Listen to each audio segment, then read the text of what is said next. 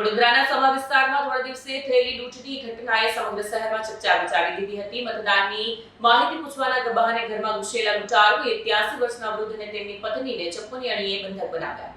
વડોદરાના Fatehganj police station હેઠળ આવતા સમા વિસ્તારની સંતોષીનગર સોસાયટીમાં 27 એપ્રિલના રોજ શાંતિ દોહડાઈ હતી।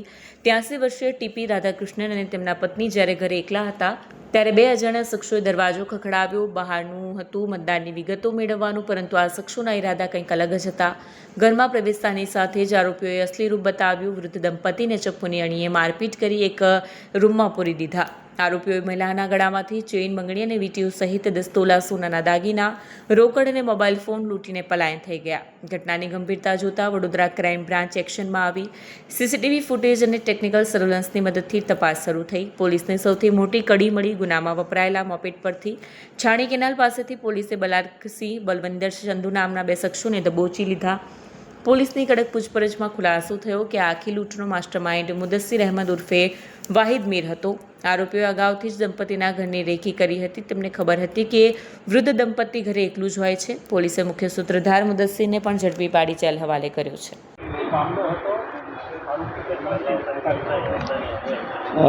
આજે 29 એપ્રિલ છે, એક દિવસ અગાઉ એટલે કે 27 એપ્રિલના બપોરના 2 વાગ્યાના અરસામાં ફતેગંજ પોલીસ સ્ટેશનની હદના સંતોષનગર સોસાયટી છે, જેમાં આ કામના ફરિયાદી ટીપી રાધાકૃષ્ણન, કે જેમની ઉંમર 83 વર્ષની છે, એમના પત્ની સાથે 2 જણા એમના પોતાના મૂળ મકાનમાં રહેતા હતા।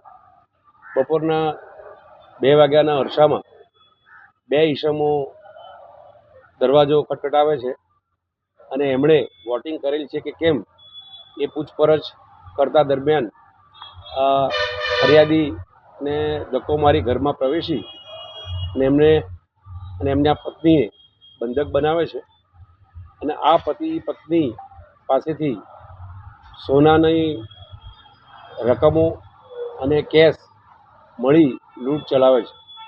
આ મતલબે ટીપી રાધાકૃષ્ણને ફતેગંજ પોલીસ સ્ટેશનમાં ફરિયાદ નોંધાયેલી। ગુનાની ગંભીરતા જોતા ફતેગંજ પોલીસ તેમજ ક્રાઇમ બ્રાન્ચની જુદી જુદી ટીમો જુદી જુદી દિશામાં કામ કરી રહેલ હતી। એક ટીમ આજુબાજુના સીસીટીવી ફૂટેજ ચેક કરતી હતી, બીજી ટીમ પોતાના અંગત બાતમીદારોનું નેટવર્કની દિશામાં કામ કરી હતી અને ત્રીજી ટીમ કે જે આ રોડ ઉપર જે કોઈ વાહનો આવ્યા હતા એ વાહનોની નોંધણી કરી અને કોના છે એ દિશામાં પ્રયત્ન કરી રહી। આ બધી જુદી જુદી ટીમો જ્યારે કામ કરી રહેલી હતી ત્યારે ક્રાઇમ બ્રાન્ચને એક ચોક્કસ માહિતી મળેલી કે એક એક્ટિવા ઉપર 3 ઈસમો આવ્યા હતા। એમાંનો એક ઈસમ બહાર આ સંતોષીનગર સોસાયટીના નાકે ઊભો રહેલો અને 2 ઈસમો આ ઘરની અંદર પ્રવેશેલા। જે ચોક્કસ બાતમી આધારે વધારે એનું નિરીક્ષણ કરતા એ બાતમીવાળા ઈસમો આઈડેન્ટિફાઈ થયેલા। હ્યુમન રિસોર્સિસ અને સીસીટીવીના માધ્યમથી એ વ્યક્તિઓ આઈડેન્ટિફાઈ થયા। ત્યારબાદ આ ઈસમો કઈ જગ્યાએ નોકરી કરે છે એ દિશામાં પણ પોલીસને હકીકત મળી અને એ હકીકતને વધારે સારી રીતે શોધતા 3 ઈસમો આઈડેન્ટિફાઈ થયેલા કે જે આ ગુનાનો અંજામ આપેલ। આ 3 ઈસમોને ક્રાઇમ બ્રાન્ચે ગઈકાલે હસ્તગત કરેલા છે। તેઓની સઘન પૂછપરછમાં આખો ગુનાનો આ ભેદ ઉકેલાયો છે। આ 3 ઈસમોના નામ એક મુદસ્સર અહેમદ ઉર્ફે વાહિદ મીર, બીજો બલરાજસિંહ, ત્રીજો બલવિંદર ચંદુ છે। આ 3 ઈસમો મુખ્યત્વે મુદસ્સીર મીર જે છે એ ગુનાનો અંજામ આપનાર છે, જે 1 અઠવાડિયા પહેલાં જ રાજકોટ જેલમાંથી છૂટેલો છે। ચેન સ્નેચિંગ કરી અને 22 એપ્રિલથી જ હમણાં અહીંયા આવેલો છે અને આ છૂટ્યા ત્યારબાદ આ અન્ય આરોપી બલવિંદર સંધુના ત્યાં એની ઓફિસમાં છાણી રોકાયેલ અને આ બંને ભેગા મળી અને આ લૂંટનું તરકટ કરેલું। એના કામે આ મુદસ્સીર મીરે 2 દિવસ સુધી આ ઘરની રેકી પણ કરી હતી અને કયો ટાઈમ પસંદ કરો કે જેથી કરીને લોકોની અવર જવર ના રહે એના માટે એણે આ બપોરનો સમય પસંદ કર્યો હતો કે એ રોડ ઉપર બપોરના સમયે કોઈ પણ મુવમેન્ટ એ કલાકોમાં રહેતી નથી. આ વ્યક્તિને પણ પસંદ કરવામાં એમણે એ જોયું હતું કે ઘરની અંદર ઓછામાં ઓછા લોકો રહેતા હોય અને વધુ મિલકત મળી આવે એવો આશયમાં પણ એમણે આ રેકીમાં થોડું ધ્યાન આપેલું.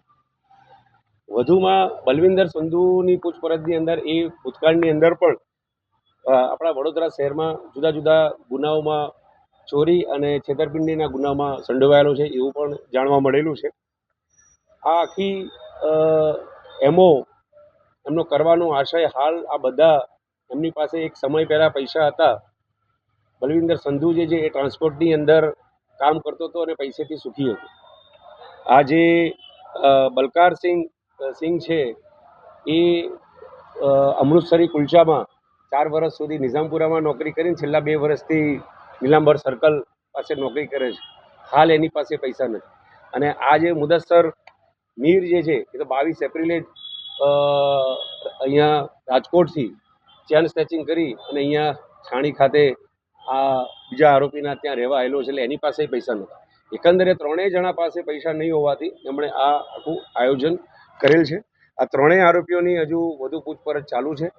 આગળ પોલીસ રિમાન્ડ માગશે અને બીજા કોઈ અન્ય ગુનામાં એ સંડોવાયેલા છે કે કેમ એ દિશામાં પોલીસ તપાસ કરી રહી છે. સર, કોઈ મુદ્દામાલ રિકવર કર્યો?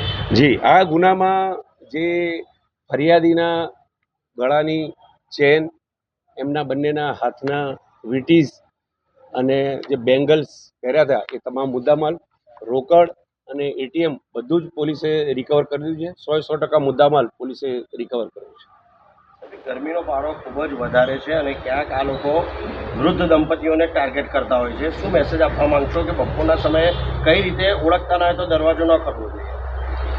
એ સામાન્ય રીતે પોલીસ વારંવાર અપીલ કરતી હોય છે કે અજાણ્યા ઈસમો સાથે કોઈપણ પ્રકારનો વ્યવહાર કરવો નહીં. ટેલિફોનિક વ્યવહાર હોય કે આપણી પોતાની ગુપ્ત માહિતી આપવી હોય કે જ્યારે આ ઉંમર છે 83 વર્ષની ત્યારે કાળજી એ અનિવાર્ય છે.